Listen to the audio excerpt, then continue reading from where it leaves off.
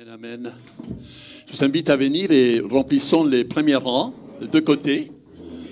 Comme ça, on sera donc rassemblés. J'aimerais lire Éphésiens chapitre 1, verset 3. Béni soit Dieu le Père de notre Seigneur Jésus-Christ, qui nous a bénis de toutes sortes de bénédictions spirituelles dans les lieux célestes en Christ. En lui, Dieu nous a élus avant la fondation du monde pour que nous soyons saints et irrépréhensibles devant lui. Nous ayons prédestinés dans son amour à être ses enfants d'adoption par Jésus-Christ, selon le bon plaisir de sa volonté, à la louange et la gloire de sa grâce qu'il nous a accordée en son bien-aimé. En lui, nous avons la rédemption par son sang, la rémission des péchés selon la richesse de sa grâce, que Dieu a répandu abondamment sur nous par toute espèce de sagesse et d'intelligence.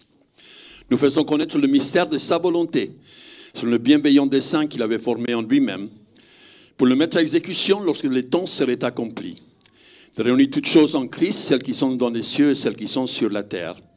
En lui, nous sommes aussi devenus héritiers, ayant été prédestinés suivant la résolution de celui qui opère toutes choses, d'après le conseil de sa volonté, afin que nous servions à la louange de sa gloire, nous qui d'avance avons espéré en Christ. Merci Seigneur ce matin pour ce rappel, Seigneur, des bénédictions spirituelles que nous avons reçues en toi. Ce rappel, Seigneur, de qui nous sommes en toi, Seigneur. Et Seigneur, tu as répandu sur nous la richesse de ta grâce, de ta gloire. Il dit aussi en Éphésiens 3, la richesse de Christ. Seigneur, merci Seigneur, parce que nous pouvons tous, Seigneur, fixer nos regards sur toi. Et nous voulons servir à la louange de la gloire de ta grâce. Au nom de Jésus-Christ. Seigneur, que chaque personne qui viendra ce matin, Seigneur, soit, Seigneur, sur la même page, soit, Seigneur, oh Dieu, syntonisé de ton esprit, Seigneur, et qu'on puisse, Seigneur, véritablement vivre, Seigneur, ce culte et offrir un culte, Seigneur, oh Dieu, qui est selon toi, au nom de Jésus. Dans la louange, dans l'adoration, dans la prière, Seigneur, dans l'édification, au nom de Jésus. Amen. Amen. Levons-nous et nous allons donc participer pleinement ce matin. Amen. Amen. Alors je vous invite à commencer avec en effet ce chant que vous venez d'entendre. Là, quelle grâce incomparable, quel amour infini. Que tu aies pris ma croix et que tu sois mort pour moi. Tu as donné ta vie pour qu'enfin je sois libre.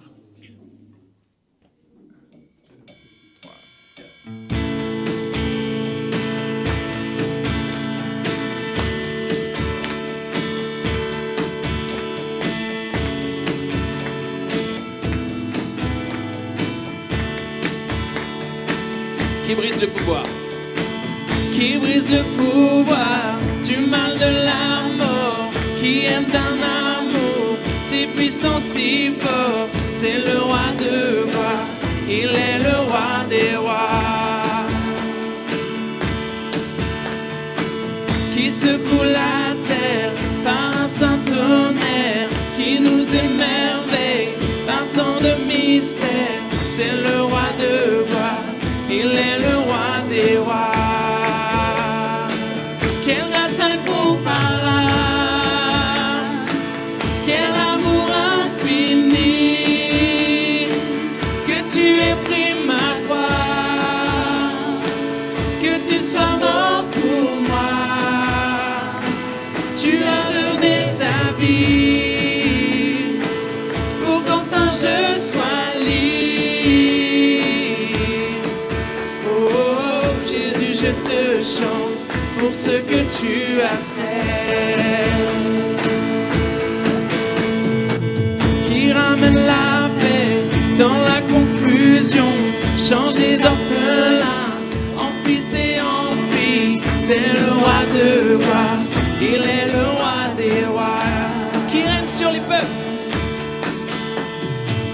qui règne sur les peuples dans la vérité. Comme le soleil de tout son éclat, c'est le roi de gloire, il est le roi des rois. Quelle grâce incomparable, quel amour infini, que tu aies pris ma croix, que tu sois mort pour moi. ta vie, pour qu'enfin je sois libre. Oh, oh, Jésus, je te chante pour ce que tu as fait.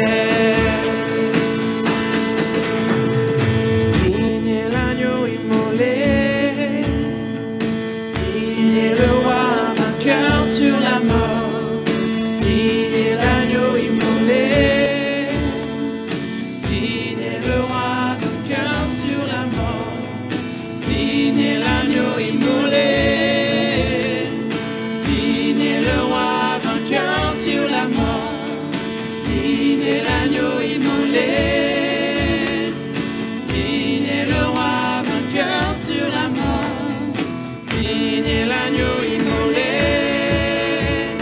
digne est le roi vainqueur sur la mort, digne est l'agneau immolé, digne est le roi. Quelle grâce incomparable, quel amour infini, que tu aies pris ma croix, que tu sois mort pour moi, tu as donné ta vie, pour qu'enfin je sois libre. Oh, oh, Jésus, je te chante pour ce que tu as fait. Oh, oh, Jésus, je te chante pour ce que tu as fait. Merci Seigneur.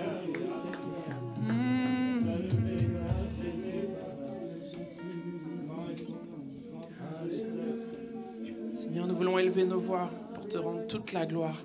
Merci pour tout ce que tu as fait pour nous. Merci pour qui tu es.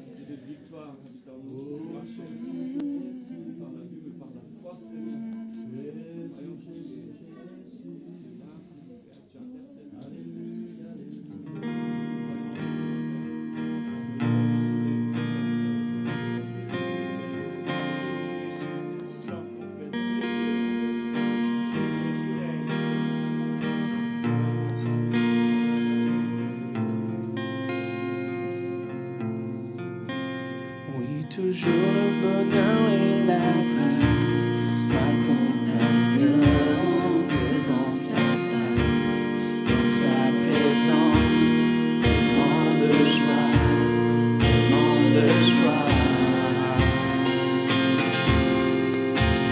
Et tant qu'il se trouve auprès de moi, aucun mal mon âme tu ne craindras.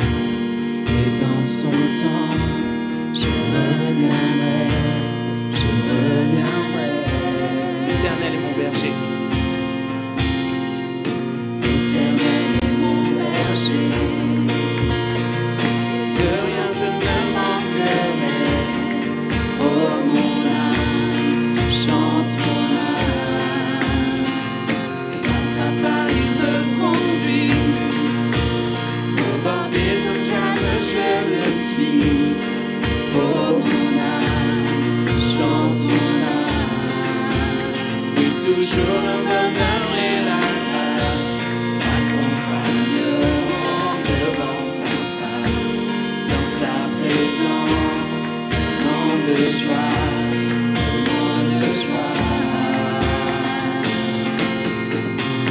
Et tant qu'il se trouve auprès de moi, aucun mal mon âme tu ne craindras.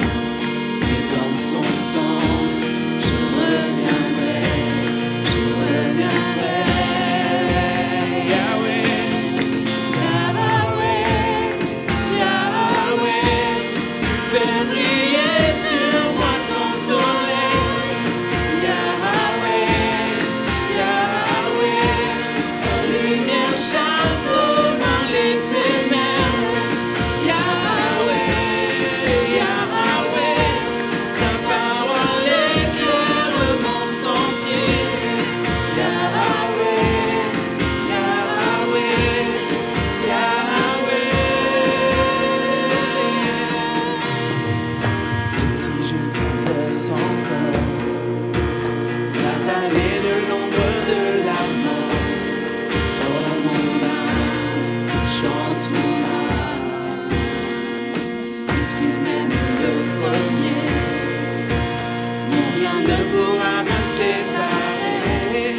son amour, de son amour. Oui, toujours le bonheur et la grâce m'accompagneront devant sa face, dans sa présence, tellement de joie, tellement de joie. Et tant qu'il se trouve auprès de moi,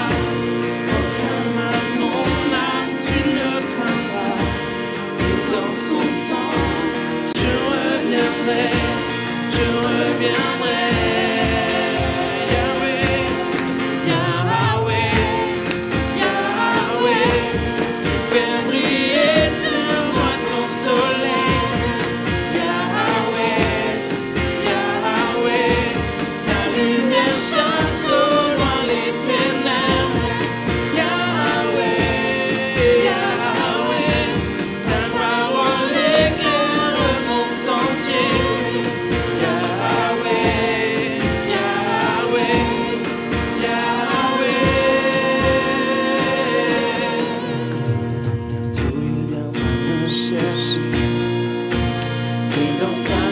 J'habiterai, oh mon âme, chante mon âme, sans cesse jusqu'à son retour. Mon âme chante son amour tous les jours, oui tous les jours. Oui toujours le bonheur et la grâce m'accompagneront devant sa face, dans sa présence. Tellement de joie, tellement de joie. Et tant qu'il se trouve auprès de moi, mon âme, tu ne craindras. Et dans son temps, je reviendrai, je reviendrai.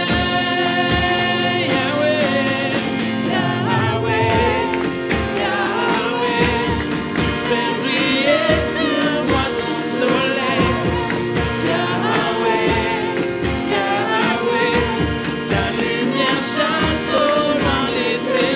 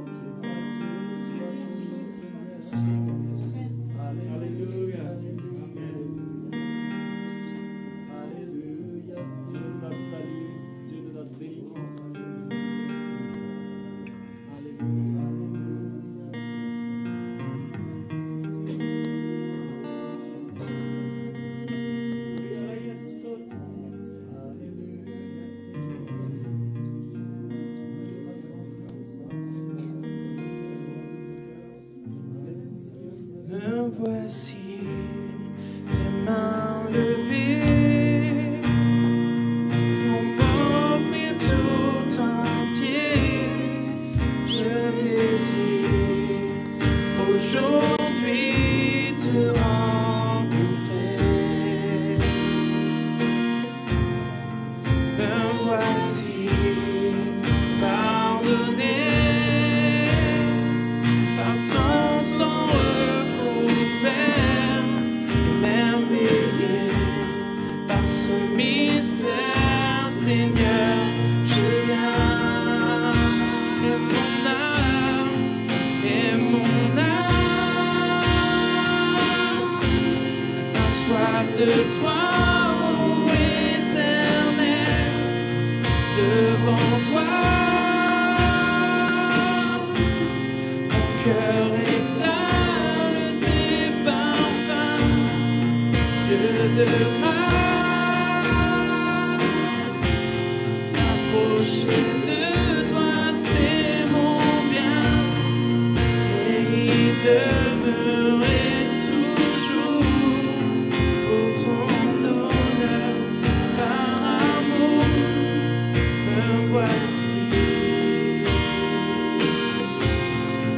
me voici, oh, me voici, me voici,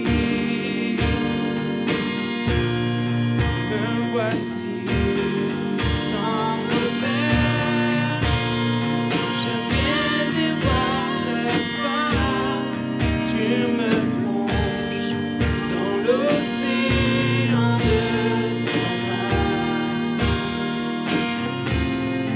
Me voici, les bras ouverts, pour courir jusqu'à toi, désarmé par ta douceur, Seigneur, je viens.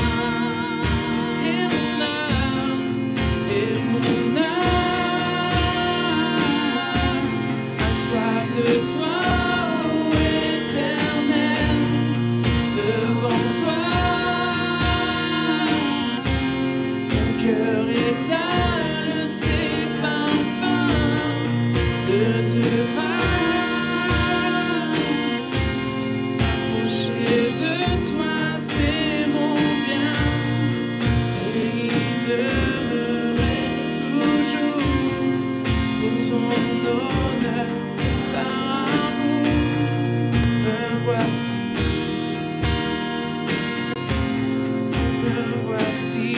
oh, me voici, me voici, me voici, prosterné. Mon cœur entend ta voix, un millier de tonnerres résonnent pour moi.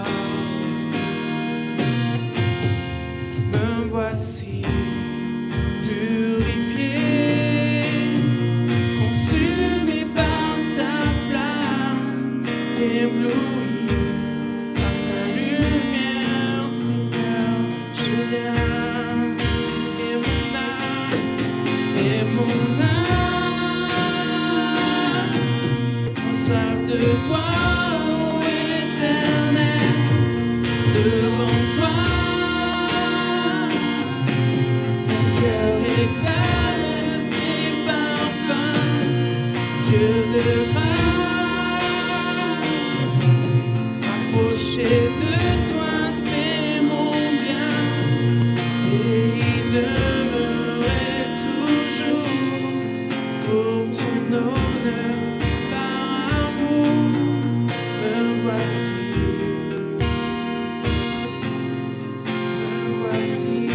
oh, me voici, me voici,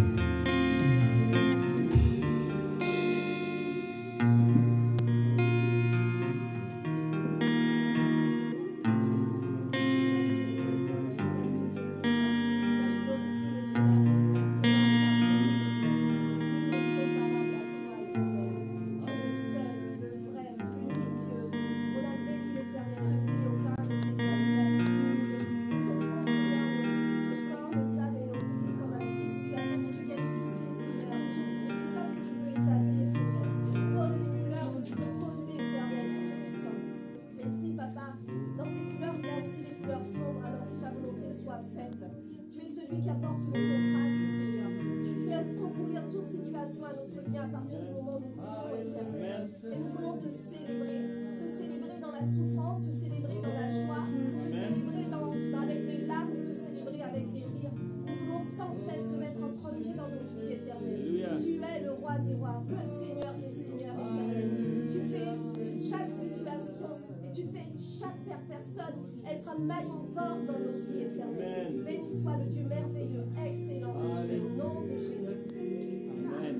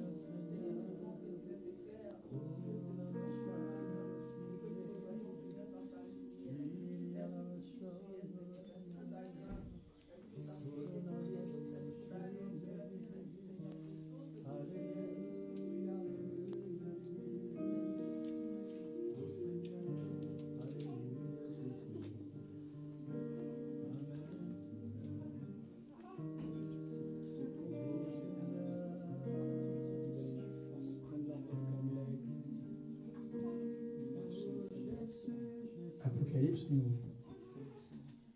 donne une vision de Dieu lui-même. Et c'est une belle manière de se rappeler de qui on parle quand on rend en effet à Dieu la louange, la gloire, l'honneur. Il y avait un trône dans le ciel et sur ce trône quelqu'un siégeait. Et celui qui siégeait avait l'aspect d'une pierre de jaspe et de sardoine. Un arc-en-ciel entourait le trône brillant comme l'émeraude. Autour du trône se trouvaient 24 trônes, et sur ces trônes siégeaient 24 représentants du peuple de Dieu. Ils étaient vêtus de blanc et portaient des couronnes d'or sur la tête.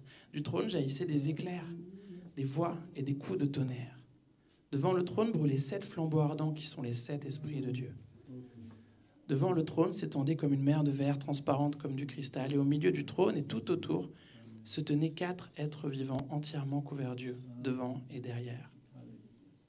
Chacun de ces 4 êtres vivants avait 6 ailes couvertes d'yeux par-dessus et par-dessous. Et jour et nuit, ils ne cessent de dire « Saint, Saint, Saint est le Seigneur Dieu, le Tout-Puissant, celui qui était, qui est et qui vient. » Et chaque fois que les êtres vivants présentent leur adoration, leur hommage et leur reconnaissance à celui qui siège sur le trône, à celui qui vit éternellement, les 24 représentants du peuple de Dieu se prosternent devant celui qui siège sur le trône et adorent celui qui vit éternellement. Ils déposent leur couronne devant le trône en disant « Tu es digne, notre Seigneur et notre Dieu, qu'on te donne gloire, honneur et puissance. Car tu as créé tout ce qui existe. L'univers entier doit son existence et sa création à ta volonté. »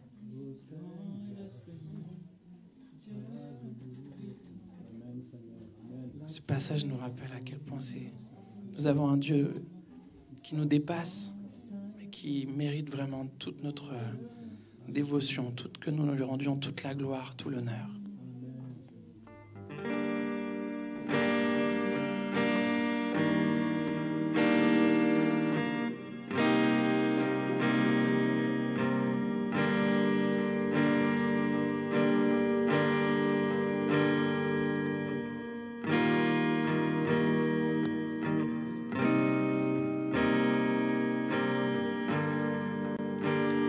Tout l'honneur, toute la gloire, la puissance à toi. Tout l'honneur, toute la gloire, la puissance à toi. Tout l'honneur, la puissance à toi. Tout l'honneur, toute la gloire, la puissance à toi.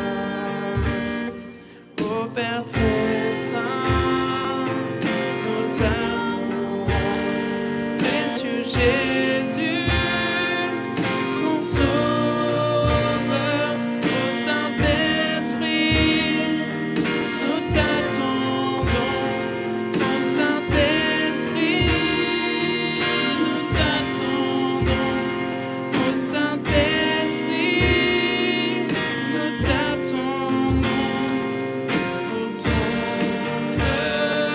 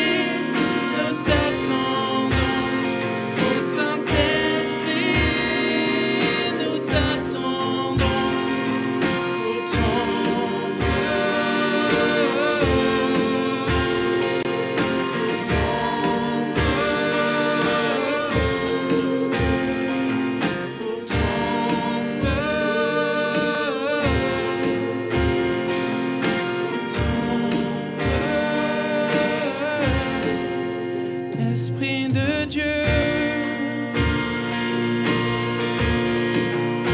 Esprit de Dieu vivant, le souffle du nord, souffle du sud, souffle de l'est, souffle de l'ouest, Esprit de Dieu.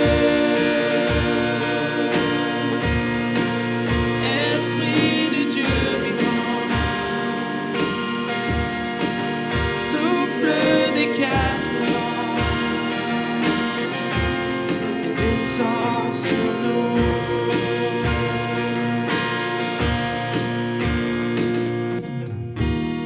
Oui, nous voulons être un peuple embrasé, l'église que ton cœur attend. Viens briser nos chaînes, détruire notre orgueil, Seigneur, fais-le maintenant.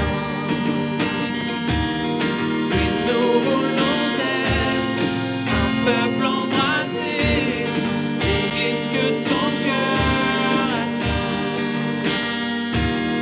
Viens briser nos chaînes, détruire notre orgueil,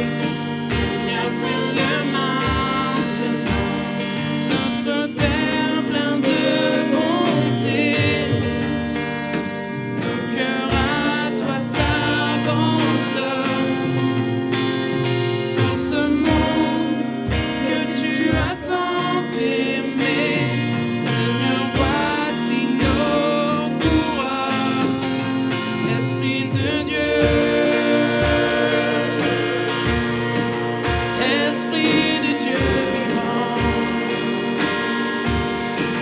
souffle du nord, souffle du sud, souffle de l'est, souffle de l'ouest, Esprit de Dieu. Esprit de Dieu vivant,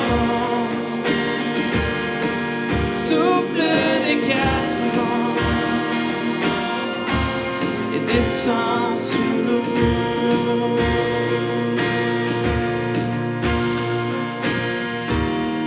Envoie ta puissance en nous les témoins d'un royaume qui se répand. Viens brûler nos cœurs au sein des ténèbres comme un phare dans l'océan. Envoie ta puissance en nous les témoins d'un royaume qui se répand.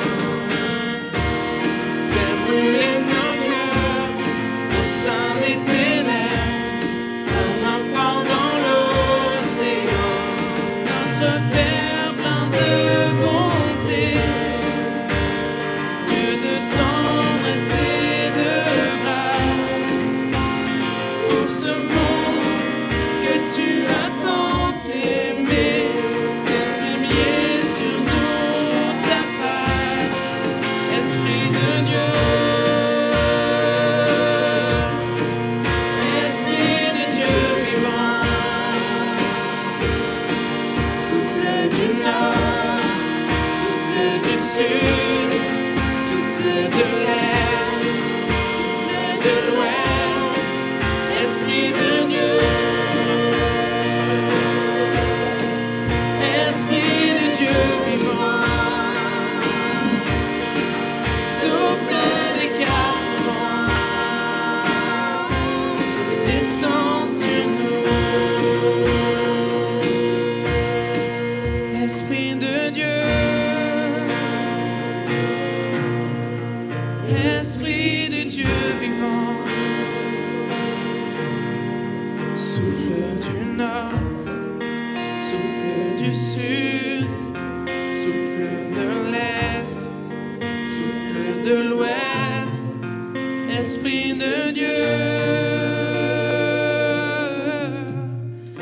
Esprit de Dieu vivant, souffle des quatre vents et descend sur nous. Souffle des quatre vents, souffle des quatre vents et descend sur nous. Souffle des quatre vents et descend sur nous.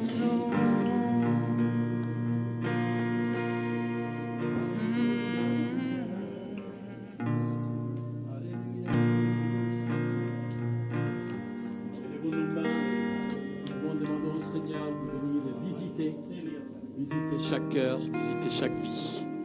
Alléluia, alléluia. Élevons les coupes devant le Seigneur afin qu'il les remplisse. Élevons ces vases afin qu'il les remplisse. Alléluia. Alléluia, alléluia, Seigneur. Alléluia. Ton nom, Seigneur, soit élevé. Ton nom, Seigneur, soit exalté. Alléluia, alléluia. Oh, alléluia, alléluia, merci Seigneur. Tu viens remplir nos cœurs, remplir nos vies. Alléluia, alléluia, Seigneur. Oh, alléluia, alléluia, Seigneur. Oh, alléluia, réponds Seigneur. Réponds Seigneur. Réponds Seigneur. Alléluia, alléluia, alléluia. Oh, sois glorifié, sois exalté, Seigneur. Oh, alléluia, nous t'offrons notre louange, notre adoration. Nous t'offrons, Seigneur, ce que nous sommes.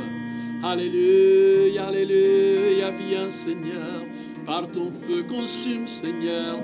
Alléluia, consume ce qui est de la chair, consume, Seigneur, ce qui est de l'orgueil, consume, Seigneur, afin, Seigneur, qu'on puisse offrir, Seigneur, un sacrifice qui est agréable devant toi.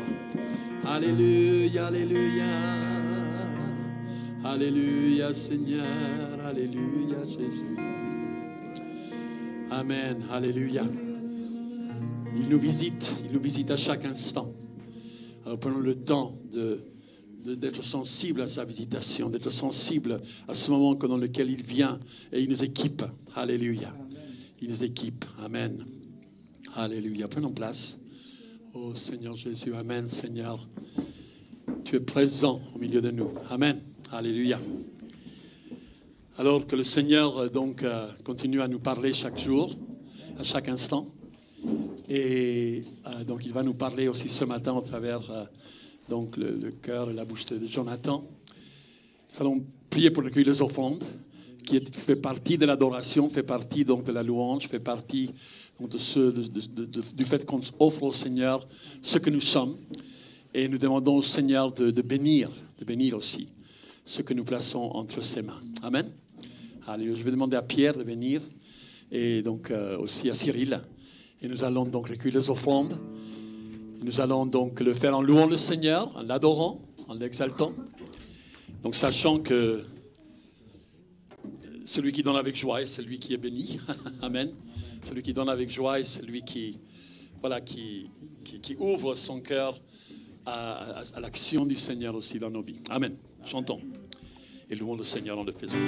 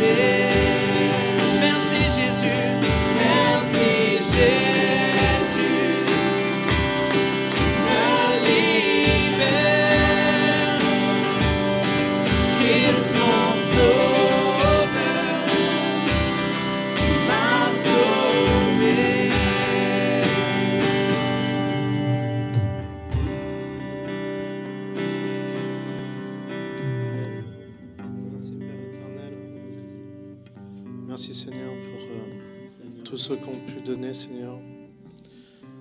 Merci de les bénir. Merci Seigneur de bénir tous ceux qui n'ont pas pu donner. Que la grâce vienne sur eux pour pouvoir donner ce qu'ils ont sur leur cœur, Seigneur. Merci de sanctifier toutes ces familles, Seigneur. Merci Père éternel pour ce que tu fais dans chaque foyer, Seigneur.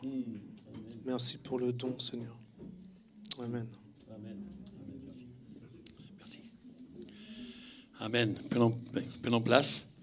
Je vais demander à Audrey de venir. Et vous savez que l'école de dimanche a bien pris ses marques. Donc elle va expliquer un petit peu ce que nous allons vivre cette année, ce que vous allez vivre aussi à la maison, au travers de ce que vos enfants donc, vous diront et apprendront. Amen. Bonjour à tous. Donc on a déjà fait un petit message aux parents, mais on voulait aussi vous dire le thème de cette année à vous l'Église, parce qu'on a besoin de vos prières et on veut que vous soyez à chaque fois informés du thème de l'année qu'on fait, parce qu'on se sent porté par vos prières. Là, on vient de finir. En fait, le thème de l'année d'avant, c'était Jean. Et donc, du coup, on avait un peu débordé. On vient de finir le thème de Jean. Et le nouveau thème de cette année, c'est le discipulat. Et donc voilà, on a besoin que vous puissiez placer cela dans la prière. Et puis on va faire une toute nouvelle organisation. On a prévenu les parents. Donc l'organisation des dimanches, en fait, ce sera 2 dimanches d'enseignement sur un thème en particulier qui concerne le grand thème du discipulat. Donc dans le discipulat, on va parler de la mission, on va parler de faire des disciples, on va parler d'être serviteurs des uns des autres. Donc en fait, c'est 2 semaines d'enseignement. Ensuite, on va faire intervenir un intervenant, effectivement. Et du coup, on va vous solliciter, vous, Église. Quand on va parler de la mission, on va solliciter quelqu'un dans l'Église qui a à cœur la mission. Quand on va parler de faire des disciples, on va sûrement venir voir quelqu'un d'entre vous pour pouvoir intervenir. Et le 4e dimanche, ça va être une mise en pratique. Une mise en pratique de ce qu'on aura appris pendant les semaines précédentes. Donc ça va être, quand on va parler du service, on va peut-être même aller dans la rue avec les enfants et servir. Il y a Samir, je ne sais pas si vous connaissez Samir, c'est le frère de Aline Salibi, qui est, je ne sais plus dans quel quartier, Jean-Philippe est uni. En tout cas, il fait des maraudes et donc il va aider les personnes, les migrants, etc., qui sont dans le besoin. Donc on aimerait faire des ateliers comme ça. Et pour le prochain atelier, du coup, j'invite Alix, qui pourra parler beaucoup mieux que moi. C'est pour Noël. Et Alix va tout vous raconter parce qu'on aura besoin de vous. Bonjour tout le monde. Ça fait très officiel. Avant de présenter l'atelier, je voulais juste vous dire ce que j'ai reçu ce matin. Je l'ai écrit, donc je vais le lire, je ne vais pas improviser. Donc, aujourd'hui, plus que jamais, le monde il a besoin d'espoir, il a besoin de lumière. Ça s'est senti d'ailleurs dans les chants de louanges. Et quel que soit en fait notre âge, nous pouvons rayonner et transmettre le message de Christ. Il n'y a pas de petites œuvres, il n'y en a que des grandes parce qu'elles sont inspirées du Très-Haut. Et en fait, être disciple, c'est une attitude qui est une attitude d'ouverture. Et c'est avoir le cœur dans le ciel et les pieds sur la terre pour pouvoir transformer le monde. Alors déjà, moi, je vais demander aux enfants, parce que ça vous concerne quand même, tous les enfants qui sont là, est-ce que vous êtes prêts à continuer à devenir disciples de Christ ? Est-ce que vous êtes prêts à continuer à grandir avec Christ ? Je vous entends pas trop là, vous n'êtes pas trop motivés, hein ? Allez, il faut que le ciel vous entende, c'est haut le ciel. Alors, vous vous souvenez, l'année dernière, vous aviez fait un atelier avec Euni. Donc, c'est la diapositive d'après, si tu arrives à la passer. Donc ça, c'est la petite animation que je viens de faire. On passe encore. Voilà, donc vous aviez fait un atelier où il y avait des photos en noir et blanc et vous aviez dessiné en couleur dessus et vous aviez mis de la lumière sur ces photos qui étaient très tristes. Et moi, ce que je vous propose pour dimanche prochain, en fait, c'est de commencer déjà à faire de vos prières, parce que pour moi, c'est des prières, même si elles sont dessinées, une réalité terrestre. Et là, on va passer à l'autre diapositive pour découvrir ensemble ce qu'on va faire. Bon, là, vous êtes un peu dubitatif sur cette diapositive-là. Je vous donnerai, j'ai les papiers. Donc, en fait, on va commencer à agir au niveau des enfants qui sont dans des situations de précarité. Et dimanche prochain, en fait, je vais vous demander de ramener des jouets, mais pas n'importe quel jouet, en fait. Je vais déjà vous en demander un. Et je ne veux pas celui qui traîne dans le placard que vous utilisez jamais. Ce n'est pas celui-là que je veux, parce que c'est trop facile. Moi, je veux un jouet auquel vous avez tenu ou auquel vous tenez encore pour que le don il soit vraiment fait avec votre cœur. Donc, c'est le défi que je vous fixe pour dimanche prochain. Donc, on peut passer sur la diapositive d'après. Donc, ça, c'est la présentation. Donc, ce que je vous disais sur la diapositive d'après, que vous allez avoir pour bien vous en souvenir, parce que vous êtes acteur du processus. Donc, je veux un jouet auquel vous tenez. Si vous ne tenez pas au jouet, ça ne sert à rien de l'amener. Voilà, je vous le dis tout de suite. Ensuite, les conditions qui sont terrestres. Hop. Donc les conditions qui sont terrestres pour les remettre à l'association, c'est un jouet donc par enfant. Il faut qu'il soit propre et en excellent état parce qu'il va resservir à quelqu'un qui en a besoin. Et il faudra qu'il soit dans la liste d'en face. Donc vous avez le choix. Et à un niveau spirituel, je vais aussi vous demander de faire un petit exercice pendant la semaine parce qu'il y a 2 conditions pour être disciple. Il y a ce qu'on voit et ce qu'on ne voit pas. Et ce qu'on ne voit pas, c'est le spirituel. Donc je vais vous demander de lire tranquillement le verset. Donc vous allez le découvrir tranquillement le verset et d'être attentif à tout ce que le Seigneur il va faire dans votre cœur parce que je suis sûre que cette semaine, il va vous parler pour dimanche parce que je lui ai demandé, donc il va le faire. Voilà. Et je vous demanderai aussi de prendre un tête-à-tête individuel avec le Seigneur dans la prière pour lui demander si le jouet que vous allez remettre, c'est bien ce jouet-là qu'il veut que vous remettiez. Parce que ce jouet, il va aller ensuite dans un foyer et il va bénir quelqu'un. Et il va bénir quelqu'un comment? Parce que le Seigneur vous aura inspiré ce jouet-là. Donc vous lui demandez bien l'autorisation. Enfin, l'autorisation. Si c'est bien ça qu'il veut que vous fassiez. Et enfin, si jamais il y a des hésitations, parce que peut-être qu'il y a plein de jouets que vous aimeriez donner, mais moi, j'en veux qu'un seul, ben en fait, vous pouvez aussi demander à vos parents de vous aider, de vous guider, parce que c'est leur rôle aussi de vous accompagner dans des choix qui parfois peuvent être compliqués. Et celui-là, il va être compliqué puisque vous allez y mettre votre cœur. Et tous les choix qu'on fait avec le cœur, c'est toujours un peu compliqué. Donc on va passer sur la diapositive suivante.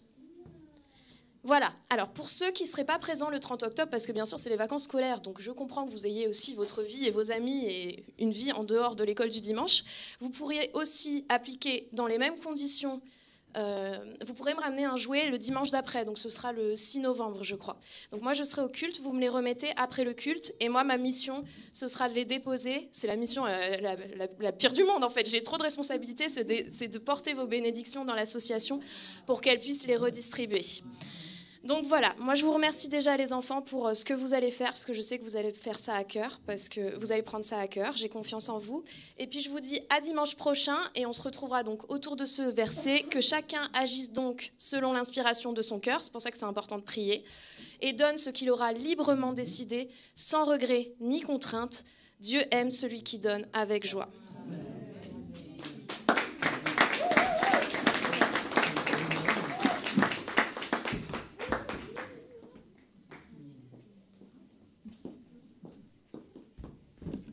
Merci Alix. Donc voilà, on fera quelque chose comme ça tous les mois à peu près. Et j'en profite pour vous parler du spectacle de Noël. La date, donc c'est le 11 décembre. Vous savez qu'on fait toujours le dimanche d'avant les départs en vacances parce que des fois, il y en a qui partent tout de suite le vendredi. Donc, on le fait le dimanche d'avant, donc c'est le 11 décembre. Pour les parents, comme d'habitude, répétition générale la veille, donc le 10. Là, on va commencer les répétitions d'ailleurs très bientôt. Donc, on devrait essayer de faire le maximum pour faire le dimanche matin. On n'est pas à l'abri qu'il y ait une répétition supplémentaire, soit un dimanche après-midi, mais on ne sait pas trop. On va voir selon l'avancée des répétitions, mais on vous dira tout sur le groupe WhatsApp, comme d'habitude. Merci beaucoup. Amen. Alors les enfants, donc vous allez recevoir ce qui a été préparé pour vous si vous voulez aller à l'école des dimanches. Et donc, voilà, nous avons 3 petits-enfants avec nous aujourd'hui. Donc il y a Olivia et Nina aussi qui vont aller à l'école de dimanche, allez-y. Et donc ouvrons nos cœurs et Jonathan vient pour ouvrir la parole de Dieu avec nous. C'est toujours une joie de l'avoir.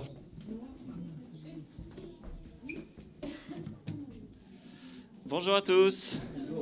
Vous allez bien? Oui. Ouais, super. Alors moi je suis marié à Sarah, pour ceux qui ne me connaissent pas. Sarah qui est une des filles de Marc et Denise. Et donc voilà, ça fait 11 ans qu'on est mariés maintenant. Et le temps passe. Et puis 3 enfants ont suivi dans ces années. Et le dernier s'appelle Lucas.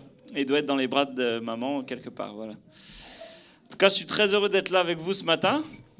C'est toujours un plaisir de pouvoir apporter la parole de Dieu. Je vois des têtes que je connais, d'autres que je ne connais pas. Mais Dieu nous connaît. Amen. Et c'est le principal. Et il nous aime. Et alors qu'on louait le Seigneur, on prenait ce chant qui parlait du feu. Je désire le feu du Saint-Esprit. Il y avait cette pensée, avant que je commence le message d'Exode 3, où il est écrit que l'ange de l'Éternel lui apparut. Ça parle de Moïse dans une flamme de feu au milieu d'un buisson. Moïse regarda et vit que le buisson était tout en feu sans être consumé. Et alors qu'on louait le Seigneur, je voyais je voyais une personne qui était là et le feu arrivait et tu étais là avec un extincteur prêt à éteindre le feu. Parce que tu avais peur de ce feu. Tu avais peur qu'il te consume et j'ai envie de te dire que le feu du Saint-Esprit va te consumer. C'est certain, il vient consumer tout ce qui est mauvais en nous. Il vient transformer nos caractères, nos mauvaises habitudes. Il vient nous dépouiller d'une certaine manière. Mais ce feu est le seul feu qui est bon pour nous. Ce feu est le seul feu qui est bon pour nous. Et ce feu vient, et on voit là dans cet exemple du buisson ardent, c'est écrit que le buisson était tout en feu sans être consumé. C'est-à-dire que ses feuilles ne se consumaient pas, ne brûlaient pas. Tu ne vas pas brûler physiquement, tu ne vas pas mourir avec ce feu. Au contraire, tu vas vivre. Amen. Et le feu du Saint-Esprit, quand on reçoit le feu, vous savez, dans cette chambre haute à la Pentecôte, les flammes de feu, est écrit, descendaient sur chacun, et ils étaient pris du Saint-Esprit comme enivrés. Les gens disaient, mais ils sont enivrés, mais il était tôt le matin, ce n'était pas le cas. Ils étaient juste remplis de joie, ils parlaient de nouvelles langues, et ça devait juste être incroyable, merveilleux. Alléluia.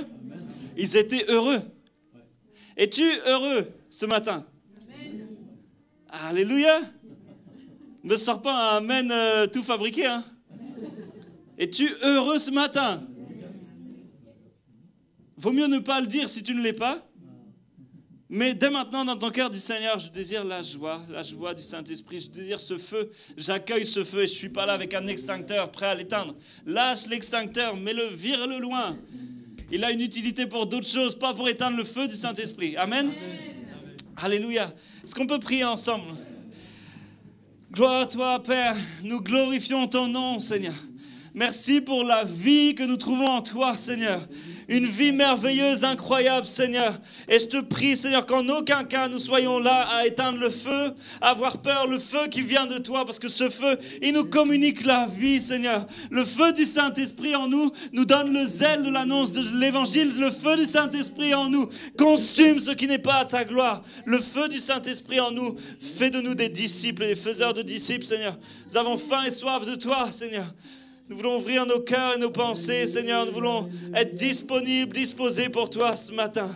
Que toute pensée qui est là en nous, qui vient comme en confrontation avec les pensées de l'Éternel, soit chassée maintenant au nom de Jésus. Nous voulons les pensées du Seigneur maintenant. Nous voulons que notre intelligence soit renouvelée. Nous voulons être visités par toi, Seigneur. Et même si c'est une visite surprise inattendue, que tu restes, tu demeures, que tu prennes le repas avec nous, Seigneur. Nous t'invitons dans nos maisons. Tu es le bienvenu, Esprit de Dieu. Toi qui fais ta demeure en nous, Seigneur, fais-la pleinement, Seigneur. Oh, gloire à toi, Seigneur Jésus. Amen. Amen. Dieu est bon, hein? Dieu est bon. Tu as eu le temps de voir ton voisin arriver? Sinon, tu peux le regarder. Dis-lui bonjour.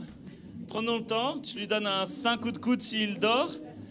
Et puis, alléluia, gloire à Dieu. On croit que le Seigneur va parler ce matin. Je crois que le Seigneur va parler, c'est pas parce que c'est moi, ça aurait pu être n'importe qui, juste parce que quand on se retrouve, quand l'Église se retrouve, le Seigneur est au milieu de nous. Amen. Et il communique, il nous parle. Mais pour cela, il faut entendre. Il y a cette parole dans Ésaïe, c'est 40 ou 43, 43, je ne sais plus, en tout cas, vous lirez les 2 chapitres et vous aurez la réponse. C'est écrit qu'ils ont des yeux, mais ne voient pas. Ils ont des oreilles, mais n'entendent pas. C'est terrible que de se dire à un moment, le Seigneur nous équipe complètement, physiquement, mais on peut avoir des yeux, mais ne pas voir ce que le Seigneur nous demande de voir. Et ce matin, soyons sensibles à ce que l'Esprit dit à l'Église. Je veux être sensible à ce que le Saint-Esprit me dit, parle, communique à mon esprit. Et je veux avoir les yeux spirituels ouverts, que le voile devant nos yeux tombe, amen, et que nos oreilles, si c'est nécessaire, elles soient débouchées. Le thème de mon message ce matin, c'est « Quand tout ne se passe pas comme prévu ». Et il y a ce passage dans Luc 23, de toute façon dans les évangiles en général, où il est expliqué la mort de Jésus. Et je ne vais pas vous la relire, on va prendre beaucoup de textes ce matin. Luc 23, versets 39 à 49, pour ceux qui prennent les notes. Mais il est écrit que c'était... et il dit, Jésus, Seigneur, souviens-toi de moi quand tu viendras régner. Là, il parle aux brigands. Jésus lui répondit, « Je te le dis en vérité, aujourd'hui, tu seras avec moi dans le paradis. » C'était déjà presque midi. Il y eut des ténèbres sur tout le pays jusqu'à 3 heures de l'après-midi. Le soleil s'obscurcit et le voile du temple se déchira par le milieu. Jésus s'écria d'une voix forte, « Père, je remets mon esprit entre tes mains. » Après avoir dit ces paroles, il expira.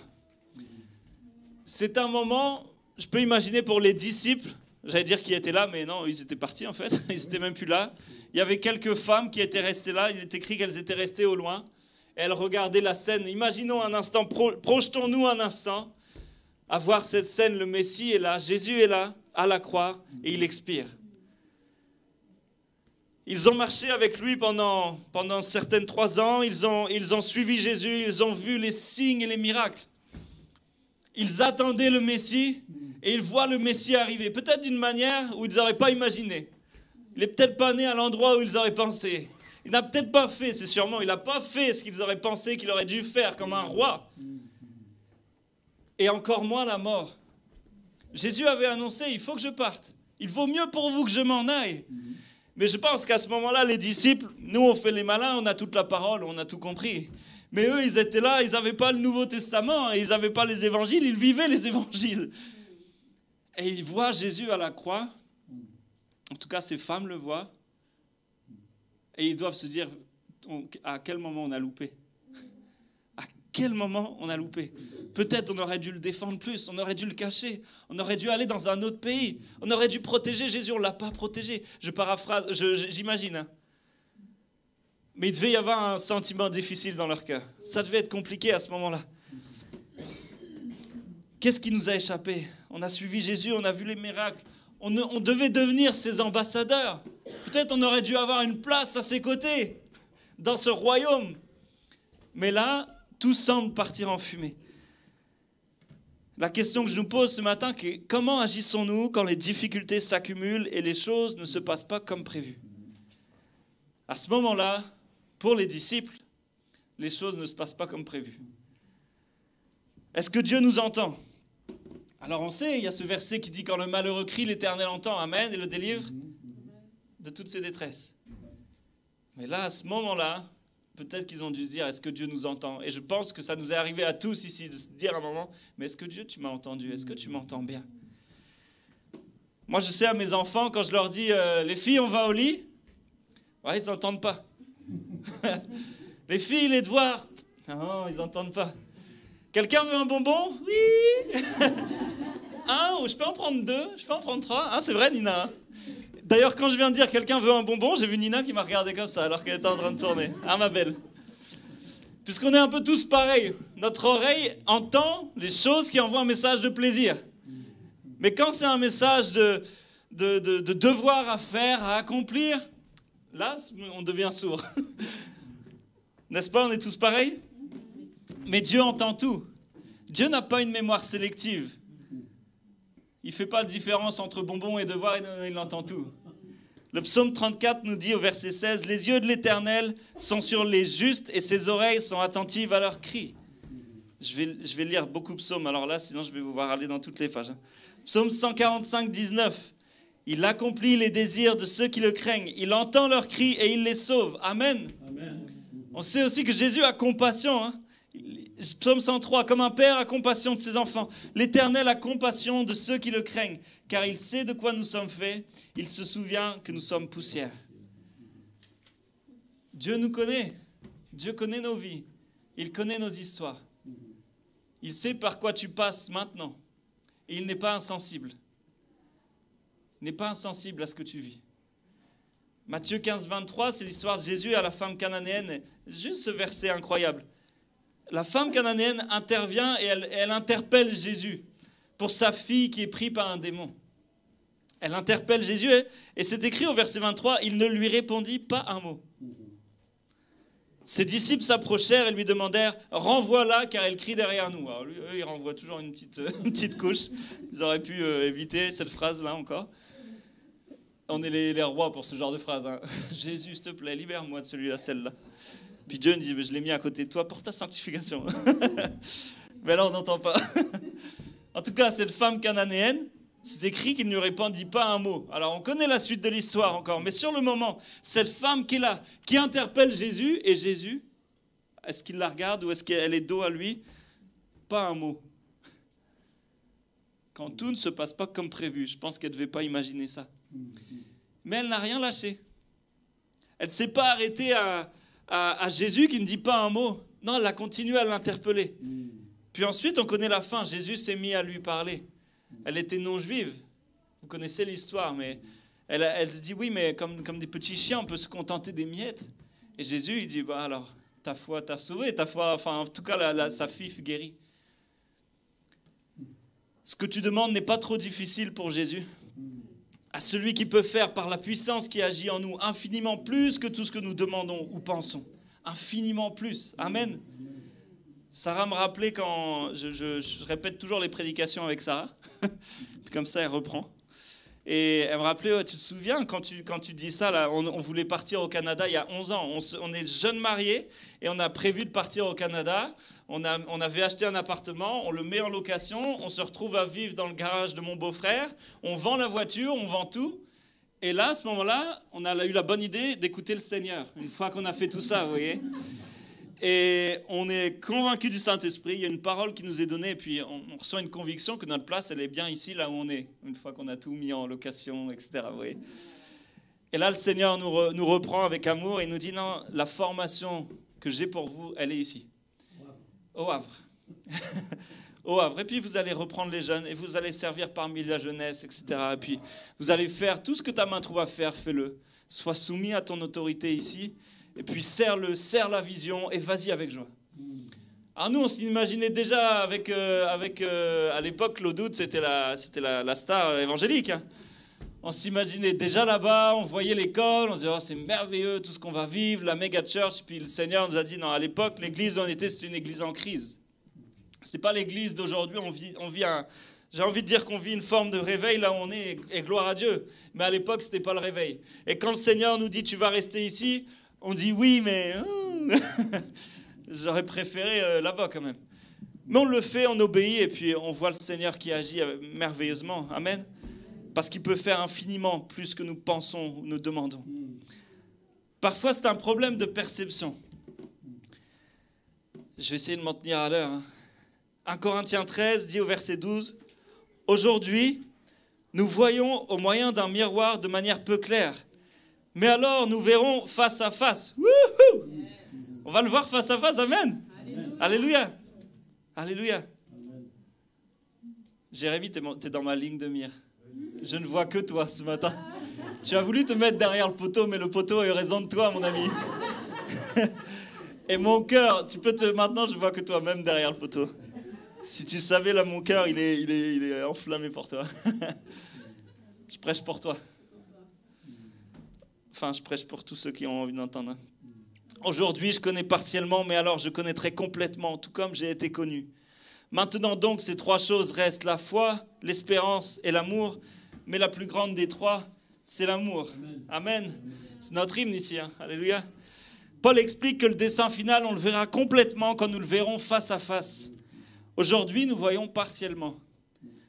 Je crois qu'il faut accepter que Dieu est Dieu, qu'il nous aime et qu'il connaît toutes choses. Il y a des questions qui resteront ici-bas sans réponse.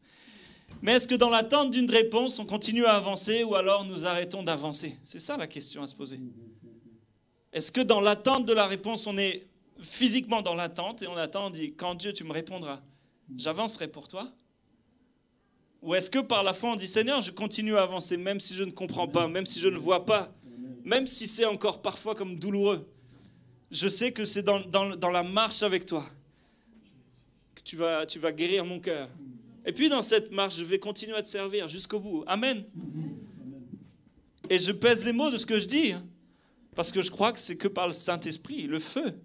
C'est le Saint-Esprit en nous qui nous permet d'avancer quand les vents sont contraires, quand les situations terrestres nous donnent qu'une envie, c'est d'arrêter, de stopper là. Mais le Saint-Esprit en nous dit, continue à avancer, continue à marcher. Ne recule pas, ne lâche pas. Mon pasteur a l'habitude de nous dire, quand vous avez une question comme ça, vous le mettez dans la boîte à questions. Alors on pourrait dire, mais ça c'est un enseignement pour enfants, pour l'école biblique, c'est cadeau.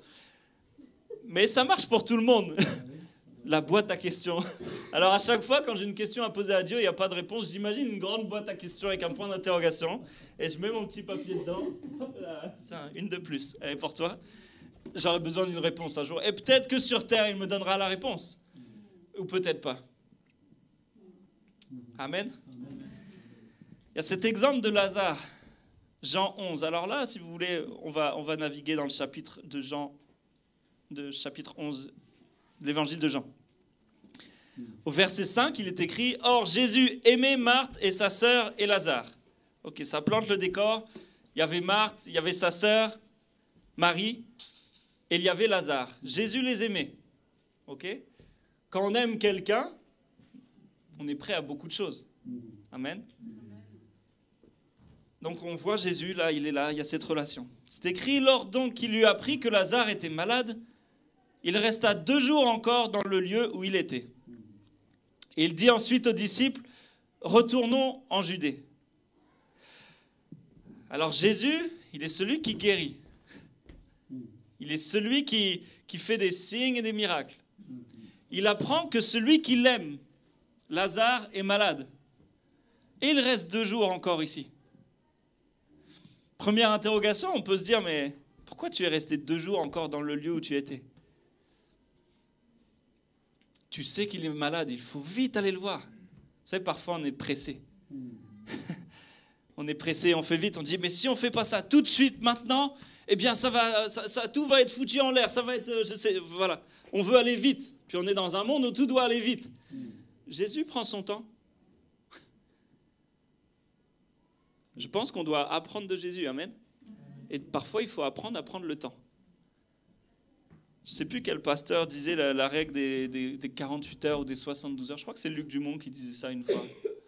On aime ou on n'aime pas, peu importe, que le Seigneur le bénisse. Mais moi, j'aime bien en tout cas. Et dans ces 72 heures-là, c'est intéressant de se dire à un moment, attends, je ne prends pas une décision dans la hâte. Mais je m'arrête et je pose la question. Peut-être tu es là ce matin et tu as une décision à prendre. J'ai envie de te dire, la prends pas hâtivement. Assure-toi bien que tu es allé devant le trône du Seigneur. Tu es allé parler avec lui. Et que tu as la paix, que tu as une réponse bien claire de sa part. Ne prends pas une décision sur les choses que tu vois avec tes yeux, mais prends une décision qui est mûrement réfléchie, qui est spirituelle. Amen. Alors là, Lazare, il est malade. C'est écrit, donc 2 jours plus tard, il part en Judée. Donc Jésus étant arrivé en Judée, trouva que Lazare était déjà là depuis 4 jours dans le sépulcre. Donc il est resté 2 jours là où il était. Il y a eu sûrement 2 jours de voyage. Et il arrive là-bas, et Lazare, il est là dans le sépulcre. La réaction de Marthe et Marie au verset 21. Marthe dit à Jésus, « Seigneur, si tu eusses été ici, si tu avais été ici, mon frère ne serait pas mort. » C'est quand même dur à entendre. Jésus, il a beau être Jésus, il faut quand même encaisser ce genre de phrase. Peut-être ça vous est déjà arrivé qu'on vous dise quelque chose comme ça. Si tu avais été là, ça ne serait pas passé comme ça. Ça serait passé différemment. Si tu avais été là pour papa, si tu avais été là pour maman, si tu avais pris soin, ça serait passé autrement peut-être. Parfois, vous savez, on passe notre vie avec ce genre de phrases qui restent accrochées à nous. Comme un bagage si lourd. Réaction de Marthe et Marie. Au verset 21, on a Marthe qui vient puis qui en remet une autre couche. Et je suis vraiment pas là pour les juger. Hein. Combien de fois j'ai dû dire ça au Seigneur, si tu avais été là. Marthe dit à Jésus, Seigneur, si tu eusses été ici, mon frère ne serait pas mort. 2e fois. On se souvient, hein, Jésus, il aimait Marthe et sa sœur. Là, il n'est pas face à des inconnus. Parfois, il y a des personnes qui... Moi, je me souviens une fois dans l'église où j'étais il y a 13 ans maintenant, une femme qui vient me voir, qui me dit « Je t'aime pas ». Elle me dit ça comme ça. Parce que j'avais loué le Seigneur de manière un peu trop exubérante. Alors quand je dis exubérante, c'est que j'avais levé les mains simplement. Mais on était dans une église où on ne levait pas les mains. Et par cette attitude-là, elle m'a dit « Je t'aime pas ». Je ne vous donne pas la suite de l'histoire. Mais ça a été compliqué, le Seigneur m'a permis de pardonner. Mais c'était moins difficile qu'elle me dise ça que si mon père vient me voir un jour, ou quelqu'un que j'aime et me dise « je t'aime pas ». Là, c'est encore différent. Verset 32, lorsque Marie fut arrivée là où était Jésus et qu'elle le vit, elle tomba à ses pieds, elle lui dit « Seigneur, si tu avais été ici, mon frère ne serait pas mort. » Jésus, la voyant pleurer, elle et les Juifs qui étaient venus avec elle, frémit en son esprit et fut tout ému. Là, c'est la réaction, c'est du spécial Jésus encore. Il ne s'énerve pas contre Marthe et Marie. Il n'est pas en colère contre elles. Il fut tout ému. Et il dit, où l'avez-vous mis, Seigneur, lui répondirent-ils, viens et vois. Jésus pleura. Moi, j'aime Jésus. Je sais qu'ici, il y a des amoureux de Jésus là. Amen. Jésus, il pleure. Il n'est pas insensible à ce qu'elles vivent. Il n'est pas insensible à ce qu'on vit. Il n'est pas, quand le deuil vient dans notre maison, à lui la capacité de ressusciter les morts ou non. Ça, il y aura des questions qui resteront toujours en suspens. Mais ce qui est sûr ici, c'est que Jésus pleura. Parce que ce qui compte le plus aussi pour Jésus, c'est ton âme. À quoi sert-il un homme de gagner le monde s'il perd son âme? Est-ce que ton âme est en paix? C'est la question à se poser ce matin. Est-ce que ton âme est en paix? Es-tu en paix avec ton Seigneur? Ou est-ce que l'ennemi te tient encore dans ses douleurs passées et il tourmente ton âme? Moi, Saint-Esprit, ce matin, viens guérir nos cœurs blessés. Répands ton baume sur nos vies. Je sais que tu pleures avec ceux qui pleurent. Tu te réjouis avec ceux qui se réjouissent. Nous voulons faire de même, mais nous voulons que l'Esprit de Dieu vienne et guérisse nos cœurs comme un baume. Toi seul peux le faire ce matin. Vous savez, j'ai l'habitude de dire, peut-être je vous l'ai déjà dit, vous allez dire, il radote, ça y est. J'ai une cicatrice ici. Je sais à quoi elle correspond, cette cicatrice. Quand j'étais petit, un bébé en verre, un biberon en verre, je l'ai laissé tomber et je me suis coupé. Ça m'a valu sûrement un point de suture ou quelque chose comme ça. J'ai toujours la cicatrice, mais ça me fait plus mal. Vous voyez? Mais la cicatrice, elle est toujours là. Il y a des cicatrices dans ta vie, tu ne pourras jamais les enlever de ta tête, elles seront toujours là. Mais ça fera plus mal quand le Saint-Esprit vient. Amen. Que le Seigneur guérisse nos cœurs. Alléluia. Alors là, Jésus pleura. Et vient le verset 39. Jésus dit, ôtez la pierre. Marthe, la sœur du mort, lui dit, Seigneur, il sent déjà car il y a 4 jours qu'il est là. Jésus lui dit, ne t'ai-je pas dit que si tu crois, tu verras la gloire de Dieu? Ils ôtèrent donc la pierre. Et Jésus leva les yeux en haut et dit, Père, je te rends grâce de ce que tu m'as exaucé. Pour moi, je savais que tu m'exauces toujours. Mais j'ai parlé à cause de la foule qui m'entoure. Ça, c'est fort quand même. Afin qu'ils croient que c'est toi qui m'as envoyé. Ayant dit cela, il cria d'une voix forte, Lazare, sors! Et le mort sortit, les pieds et les mains liés de bandes et le visage enveloppé d'un linge. Jésus leur dit, déliez-le et laissez-le aller. Le problème de perception de Marthe et Marie, c'est différent de celle de Jésus. Elles voient leur frère mort et que Jésus a pris trop de temps pour agir. Voilà ce qu'elles voient. Leur problème, il est urgent à leur niveau. Mais Jésus, il a mieux que la guérison, il a la résurrection. Amen. À ce moment-là, dans cette histoire, il a mieux que la guérison, il a la résurrection. Et parfois, nous sommes là juste avec un problème de perception.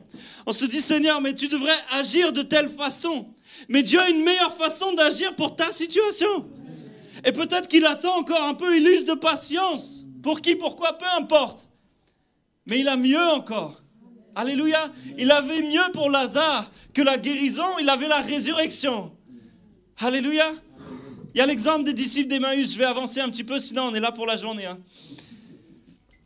L'exemple dans Luc 24, les disciples d'Emmaüs sont là, je vais le faire vite. Ils marchent avec Jésus. Ils sont en capacité d'expliquer à Jésus son histoire à lui. Ils lui disent, à toi là qui est là à côté de nous, mais tu sais pas ce qui s'est passé? Ils ont crucifié le roi. Ils ont crucifié le Messie. Il est mort, c'est terminé. Mais c'est Jésus qui marche avec eux. Et combien de fois on vient dire à Jésus, mais là c'est terminé, tu t'es éloigné de moi, tu es parti, tu n'es plus là. Mais Jésus, il marche à nos côtés. Enfin, la réalité, c'est que Jésus, il intercède pour nous auprès du Père. Mais son esprit est là en nous et marche avec nous et nous conduit. Amen. Là, c'est ce qui se passe là, c'est juste incroyable. Dieu agit dans ta vie, même si tu ne le sens pas. Ils ne le sentaient pas, mais Jésus était là avec eux. Je sais pas pour vous, mais moi, ça me... C'est encourageant, non? C'est encourageant. Le temps de Dieu, il est parfait. Même si tu as l'impression qu'il est en retard, il n'est jamais en retard. Je vais aller plus vite. Il y a tellement d'exemples dans la parole de Dieu. Daniel. Daniel qui répond, et même s'il ne le faisait pas, ça je crois que nous ne servirons pas tes dieux, nous n'adorons pas la statue. Même si, ce même si dans toute la Bible, wow, il est trop fort ce même si. Et même si il n'agit pas en notre faveur, et même s'il ne nous délivre pas, et même si je n'adorerai pas ta statue, je n'adorerai pas tes faux dieux.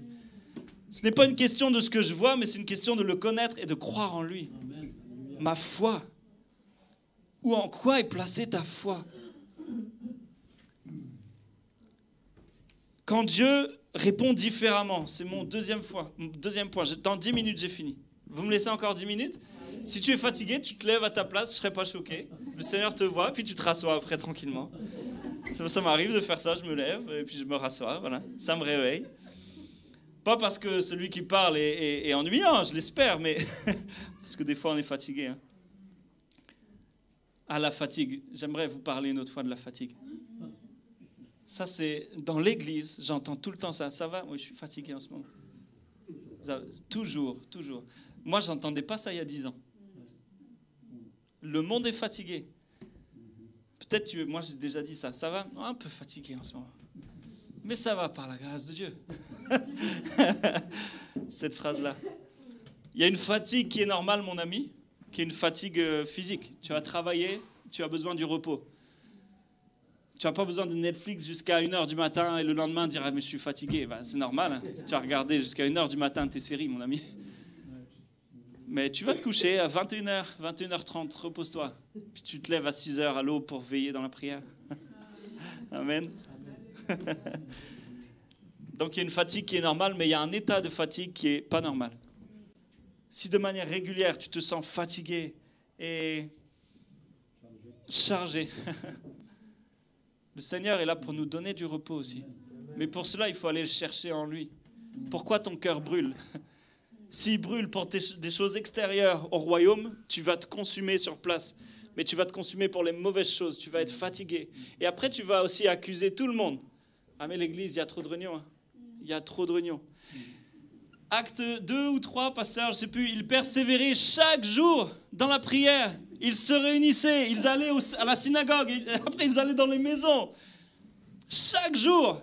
Et je n'entends pas dans la parole les disciples dire « Ah non, là je suis fatigué ce soir. Pouf, encore des signes et des miracles. Oh non. » Mais non. Il y avait une foi, une zèle. C'est une fois, bref, du zèle quoi.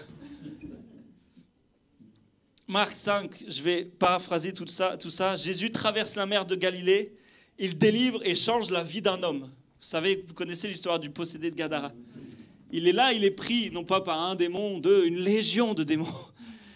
Au point que les gens du village, ils le mettaient de la ville, ils le mettaient à l'extérieur, ils ne le laissaient plus rentrer dans la ville. Ils l'attachaient avec des chaînes, les chaînes n'étaient pas assez fortes pour le contenir. Ils arrachaient les chaînes. Il était possédé comme on peut imaginer la possession la plus extrême. Jésus traverse la mer de Galilée, il ne traverse pas par hasard. Jésus sait pourquoi. Jésus sait ce qui l'attend. Il vient et délivre cet homme. Et là, qu'est-ce qui se passe? C'est que les démons prient Jésus de ne pas les envoyer hors du pays. Les démons prient Jésus. On pourrait dire, mais qu'est-ce qu'ils ont à dire? Les démons prient Jésus, envoie-nous dans les ports. Je crois qu'on est d'ailleurs en Israël à ce moment-là. Oui, la mer de Galilée, c'est marrant d'avoir des ports ici. Envoie-nous dans les ports. Et là, Jésus dit oui à la requête. Il dit oui à la prière des démons. Alors, j'en fais pas une doctrine, attention. Hein. Mais la réalité, c'est que finalement, les démons, ils sont partis dans les ports, et vu que les démons et tout ce qui est démoniaque ne cherchent que la mort, eh bien, les porcs sont jetés par la falaise et ils meurent tous. Après, qu'est-ce qui se passe? Les gens de la ville, ils font une prière à Jésus. En tout cas, ils font monter vers lui une requête, et cette requête est la suivante: va-t'en. Ne reste pas ici. Pourtant, ils sont témoins de la scène. Ils le connaissaient, le possédé. Le possédé, il devait leur casser les pieds même. Ils voient qu'il est délivré, et celui qui délivre le possédé, il dit va-t'en. Mais ils sont fous. Moi, j'aurais qu'une envie, mais encore une fois, je ne suis pas à leur place, mais j'aurais envie de te dire, mais viens chez moi. Moi, je veux te connaître plus.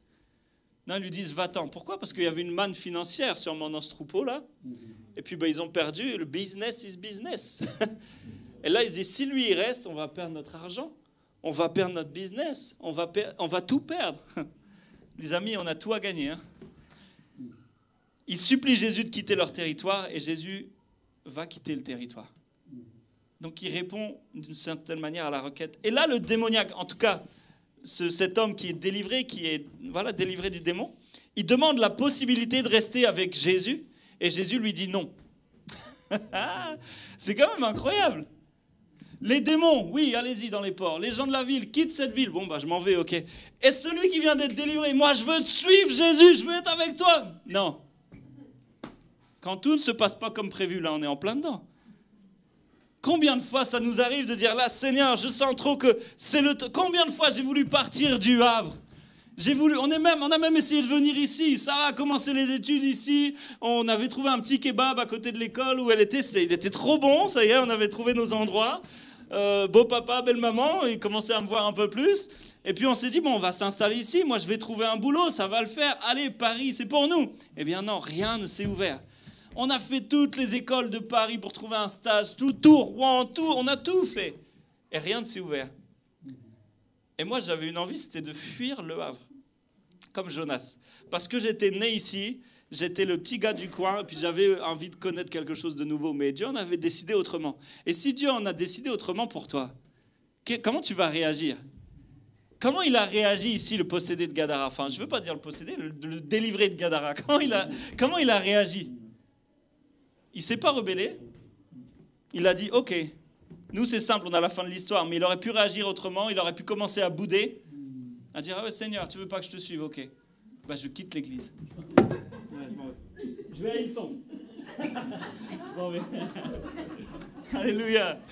Alléluia. Non mais c'est vrai, c'est super, hein, Ilson. J'étais dans une autre église à Paris il n'y a pas longtemps. Ah, qu'est-ce qu'on a rigolé parce que je sais comment ça fonctionne à Paris. Nous, au Havre, on n'a pas MLK, on n'a pas Hillsong, on n'a pas FEA, on n'a pas tout ce qu'on veut, non. Nous, on a notre petite église. Et si on va ailleurs, c'est des kilomètres, et puis c'est pas... Voilà. Donc on est bien là où on est. Et puis je prêchais, je disais, qui va faire l'évangélisation cet après-midi dans la rue ? Puis il y avait un silence vide. Du coup, je leur dis, ah, vous allez à Créteil, à MLK, vous allez prendre une autre prédication ? Vous allez à Hillsong ce soir prendre une autre prédication ? Mais attention à l'obésité, hein. Vous allez être gavé spirituellement. Vous allez être fort pour entendre des messages. Ah non, ce soir, je rentre chez moi, il y en a un, il me dit ça souvent, un pasteur. Hein.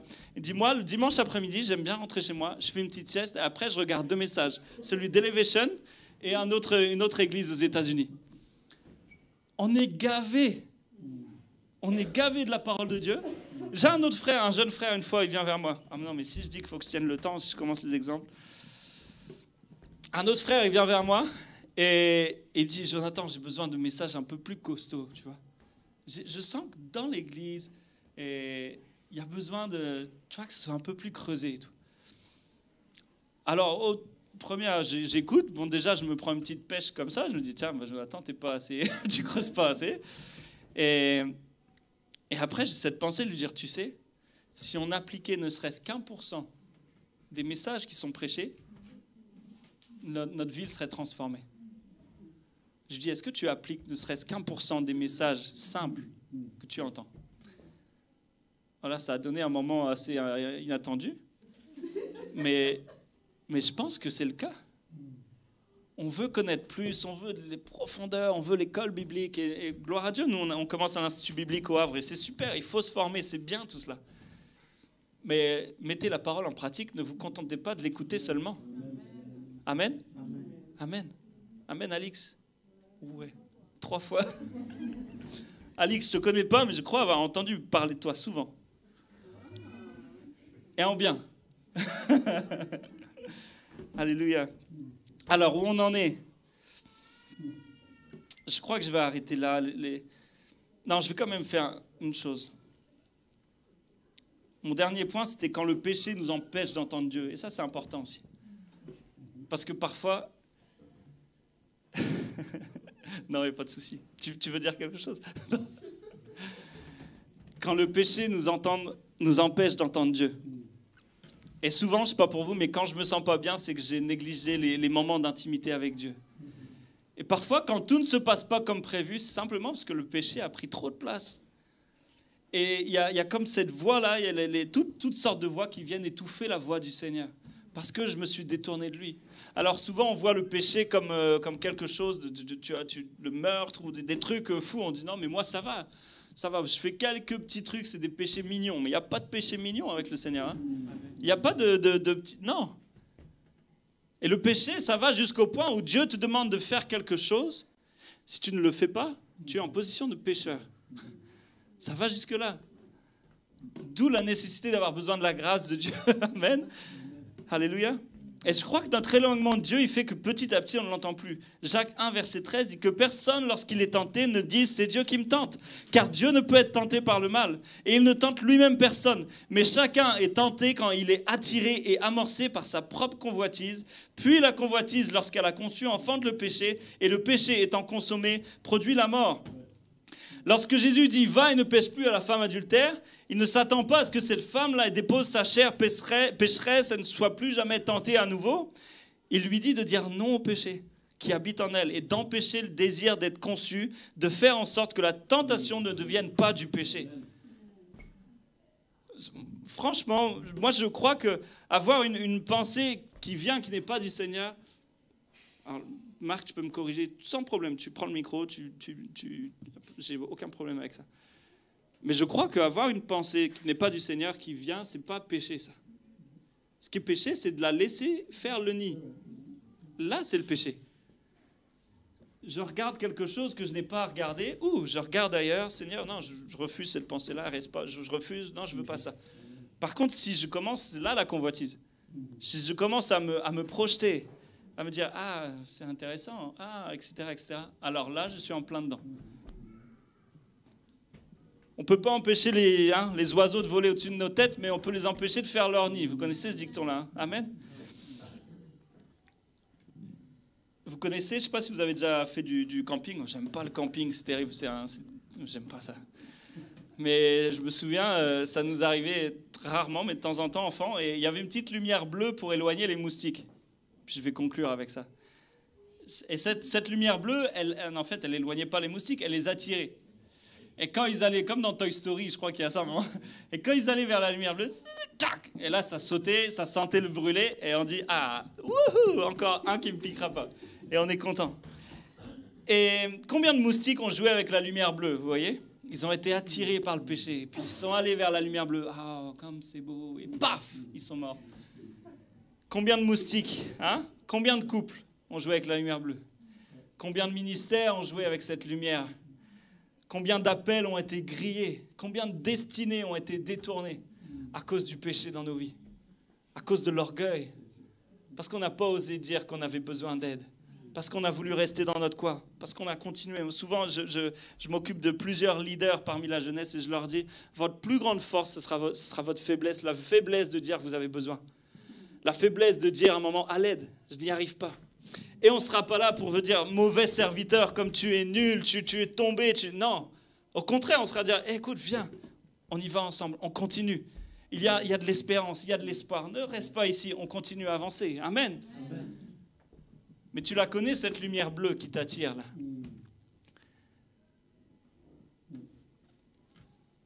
Parfois, tout ne se passe pas comme prévu parce qu'on laisse de la place à cette lumière, on laisse de la place au péché. Il y a une méthode d'exécution chez les Romains. Et je ne sais pas si vous connaissez ça, c'est terrible. Ils attachaient un corps mort à la personne qui a été condamnée. Et le corps mort de la personne qui était attachée à lui faisait qu'il tombait en décomposition, les vers arrivaient, les maladies, etc. Et celui qui était encore vivant, mais avec le corps mort attaché à lui, finissait par mourir. Et ils étaient ingénieux. Hein. Le péché, c'est la même chose sur nos vies. C'est comme un corps mort qui est attaché à toi, en décomposition lente.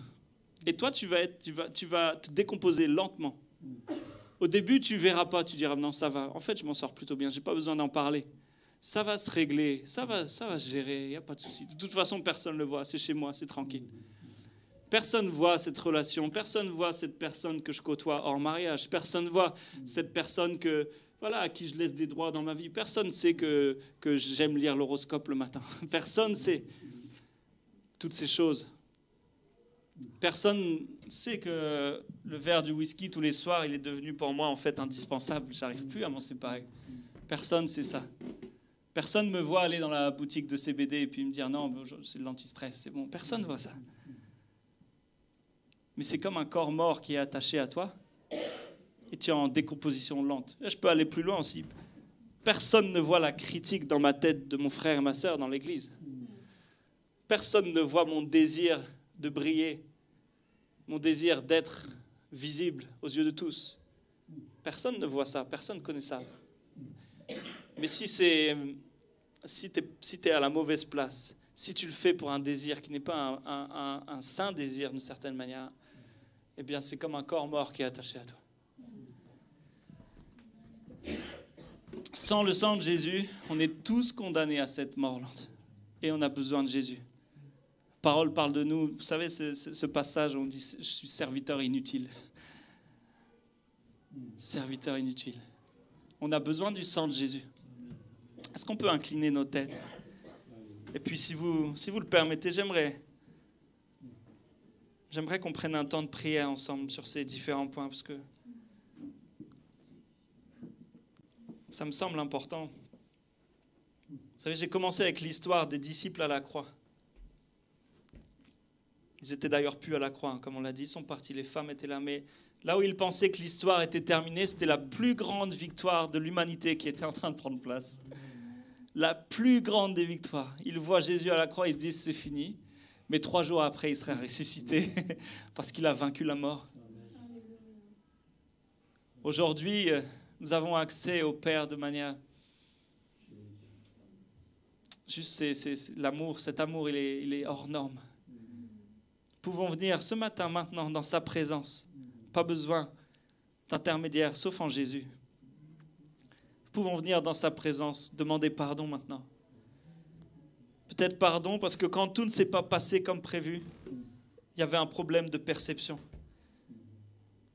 Je voyais une situation qui n'allait pas, mais toi, tu avais autre chose derrière. Et je me suis rebellé contre toi.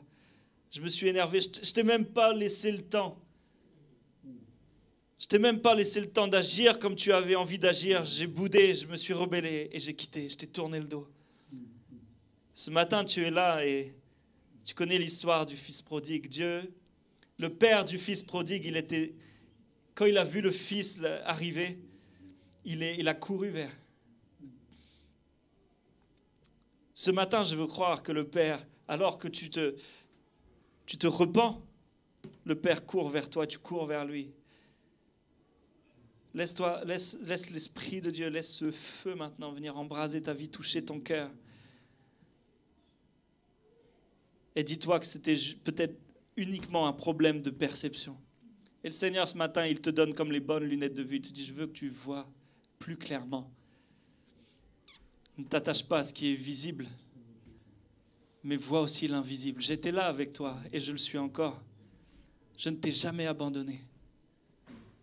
Rappelle-toi, le Seigneur n'a pas une mémoire sélective. Peut-être ce matin, tu es là comme cet homme à Gadara qui a été délivré de légion. Que ta réaction soit digne de l'appel. Le Seigneur, Jésus, il a envoyé cet homme. Ce qui se passait, c'est qu'il aurait pu marcher à côté de Jésus. Mais Jésus avait autre chose pour lui. Il lui a dit, tu vas aller annoncer dans la Décapole. C'est-à-dire dans 10 villes aux alentours. Tu vas aller donner ton témoignage. Là, Jésus, il envoie le premier évangéliste. Il avait mieux pour lui que le suivre. Il s'est dit, son témoignage va marquer des vies. Je t'envoie dans plus de 10 villes, va annoncer. Et il envoie cet homme. La réaction, ta réaction alors que Jésus t'envoie, peut-être là où tu n'aurais pas voulu aller. Est-ce que tu boudes et tu dis non, Jésus, il y a autre chose pour moi quand même. Tu ne vas pas me dire que c'est le Havre pour moi. Le Havre où ça sent l'odeur des usines quand on rentre. C'est ça que tu as pour moi.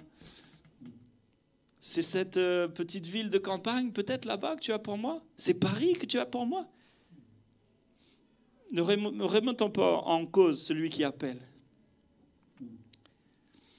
S'il appelle, il te parle et il te dit, alors, comme cet homme à Gadara, juste réponds d'une manière digne de l'appel de Dieu. Et fais ce qu'il te dit. Peut-être ce matin, tu es là et puis tu as résisté à l'appel de Dieu.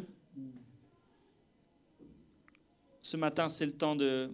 Laisse l'extincteur de côté. Laisse l'Esprit de Dieu t'enflammer. Qu'il t'équipe pour l'appel et puis vas-y. Puis mon dernier point, c'est... Tu es là et... Comme ce moustique là. Tout ne se passe pas comme prévu parce que tu sens que tu es faible. Tu sens que la convoitise, elle est amorcée. Tu sens que, comme pour ces Romains, il y a comme un corps mort qui est venu s'attacher à toi. Aujourd'hui, on ne le voit pas trop, mais l'odeur de la mort commence à venir jusqu'à tes narines. Et tu te dis, si je continue sur cette voie-là, je vais perdre la partie. Si je continue comme ça, ça ne va pas le faire. Je vais m'éloigner. Et ce matin, il y a comme un appel du Seigneur à dire, reviens. Reviens, mes bras ne sont pas trop courts pour toi. Mes bras ne sont pas trop courts. Dieu est celui qui pardonne encore. Il fait grâce encore à celui qui se repent et se détourne de ses mauvaises voies. En cette matinée, fais le choix dans ton cœur de dire, ok Père, je me suis trompé là, je suis tombé, peut-être je suis tombé bas, mais je reviens vers toi, le cœur repentant, parce que tout ne s'est pas passé comme prévu, mais tu peux changer le mal en bien, tu peux transformer cette situation même en quelque chose de merveilleux.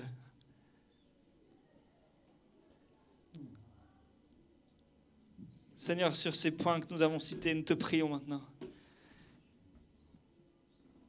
Te prions de venir toucher nos cœurs. Si nos cœurs sont comme endurcis, si nos cœurs sont comme devenus durs à ta parole, Père, viens et touche nos cœurs. Saisis nos vies, nous avons besoin de toi, nous avons faim et soif de toi. Nous reconnaissons qu'il n'y a pas d'autre Dieu.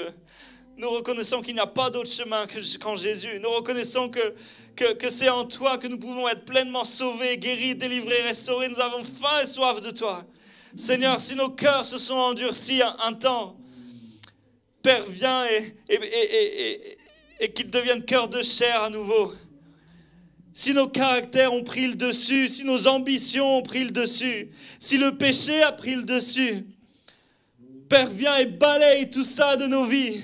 Et que les priorités dans nos vies soient remises en place maintenant. Père, peut-être, oui, tout ne s'est pas passé comme prévu pour nous. Mais tout se passe toujours comme prévu pour toi si on reste sur le chemin. Si on reste dans ta volonté. Jésus lui-même a dit, si cette coupe seulement peut s'éloigner de moi, mais non pas ma volonté, mais la tienne. Père, il y a des coupes qui sont là, elles semblent dures, elles semblent compliquées. Mais non pas notre volonté, mais la tienne. Et tu nous donneras tout ce qu'il faut, tu nous équiperas parfaitement pour passer au travers le feu. Seigneur, nous ne voulons pas être comme ce peuple au cou raide.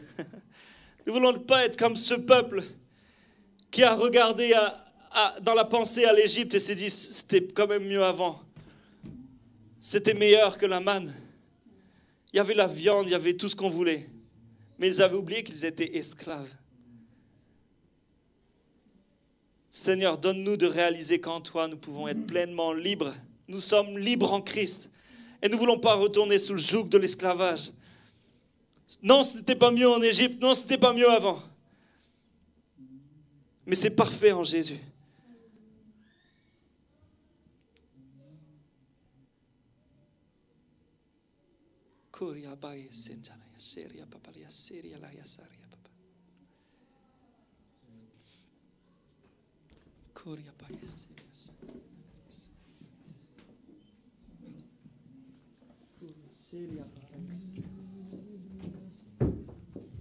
Donne nos cœurs, nos vies, Seigneur. On a besoin de toi, Seigneur. J'ai soif de ta présence, Seigneur. Viens, change mon cœur, Seigneur. Je sois comme toi. Je sois comme toi. Seigneur, les questions, elles sont pour toi, elles te reviennent. Les interrogations. Je veux marcher avec toi.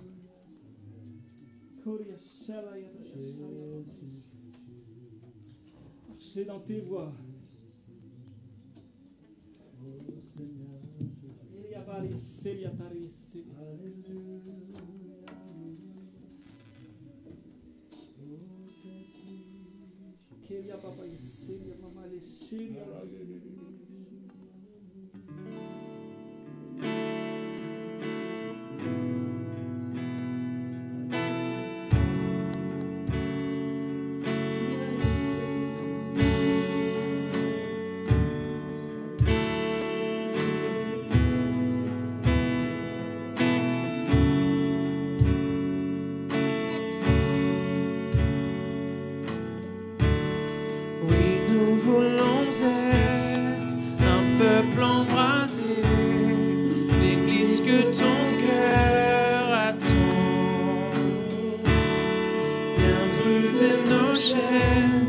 Détruis notre orgueil, Seigneur, fais-le maintenant. Oui, nous voulons être, un peuple embrasé, l'Église que ton cœur attend. Viens briser nos chaînes, détruis notre orgueil, Seigneur, fais-le maintenant. Notre Père plein de bonté, nos cœurs à toi s'abandonnent. Pour ce monde que tu as tant aimé, Seigneur, voici nos couronnes. Esprit de Dieu, Esprit de Dieu.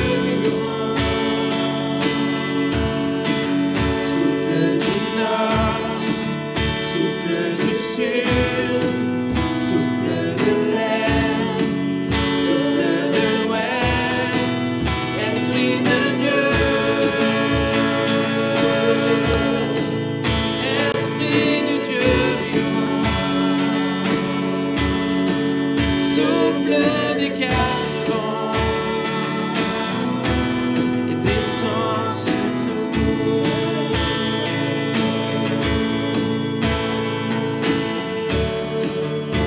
Ta puissance, en nous les témoins d'un royaume qui se répand. Fais brûler nos cœurs au sein des ténèbres, comme un phare dans l'océan. Envoie ta puissance, en nous les témoins d'un royaume qui se répand. Brûler nos cœurs au sein des ténèbres, un phare dans l'océan. Notre Père plein de bonté, Dieu de tendresse et de grâce, pour ce monde que tu as tant aimé, fais briller sur nous ta face, Esprit de Dieu, Esprit de Dieu vivant, souffle du nord, souffle du sud, souffle de l'est, souffle de l'ouest, Esprit de Dieu, Esprit de Dieu vivant. Souffle des quatre vents et descend sur nous. Esprit de Dieu, Esprit de Dieu, Esprit de Dieu vivant. Souffle du nord, souffle du sud, souffle de l'est, souffle de l'ouest, Esprit de Dieu, Esprit de Dieu vivant, souffle des quatre vents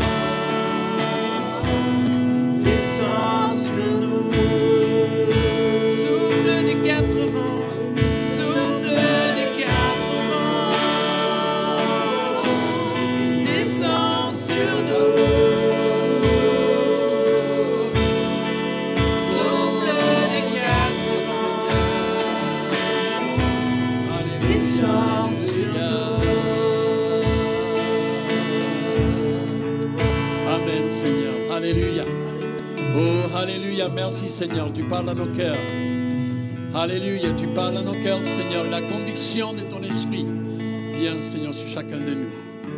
Alléluia, Seigneur Jésus. Amen. Amen. Merci pour le fruit, Seigneur.